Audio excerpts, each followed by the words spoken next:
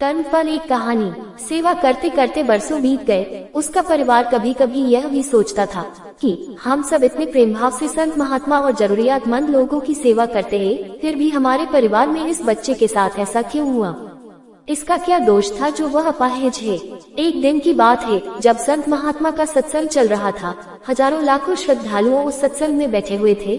संत महात्मा ने अपने प्रवचन पूरा करने के बाद कहा कि इस पूरे प्रवचन के विषय में अभी भी किसी के मन में कोई शंका हो तो वे बताए।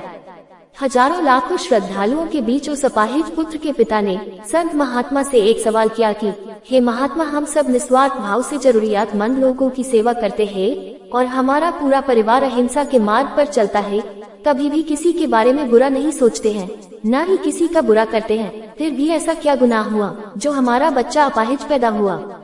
फिर गुरु ने जवाब दिया, वैसे तो मैं यह बात नहीं बता सकता, फिर भी आपके मन में दुविधा है तो सुनो। ये जो बच्चा है जो दोनों टांगों से बेकार है, पिछले जन्म में एक किसान का बेटा था। रोज खेत में अपने पिता को दोपहर में भोजन का टिफिन खेत में देने जाया करता था। एक दिन उसकी माँ ने उसे दोपहर में 11 बजे खाना लगा कर दिया और कहा कि बेटा खाना खाकर पिताजी को टिफिन देकर आ। इसकी माँ ने खाना परोसकर थाली में रखा कि इतने में उसके किसी दोस्त ने आवाज लगाई तो ये खाना वही छोड़कर अपने दोस्त से बात करने बाहर चला गया। इतने में ही एक कुत्ता घर में घुस आया और उसने थाली में मुंह डाला और रोटी खाने लगा।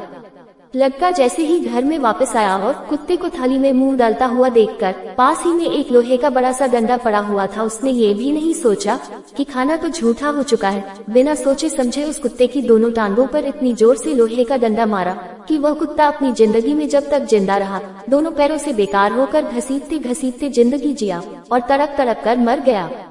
यह उसी कुत्ते की बददुआ का फल है जो इस जन्म में ही दोनों टांगों से अपाहिज पैदा हुआ है। संत महात्मा ने कहा, पुत्र, इस संसार में इंसान को अपने अपने कर्मों का फल भुगतना ही पड़ता है। इस जन्म में अगर किसी की टांग तोड़ी है तो स्वाभाविक है कि अगले जन्म में आपकी टांग टूटनी ही है। अगर आप किसी को नुकसान पहुंचाओगे तो आपका भी नुकसान होना ही है, इस जन्म में नहीं तो अगले जन्म में। इसलिए जो भी कर्म करो सोच समझ कर करो। आप अपने कर्मफल से नहीं बच सकते। आप जहाँ भी जाते हैं, जो कुछ भी करते हैं, आपके कर्म ही आपको शांतिपूर्वक देख रहे होते हैं। किसी भी दिन आपको आपके कर्म का फल पृथ्वी पर वहन करना ही होता है। इसीलिए हर समय उचित कर्म करना अनिवार्य है।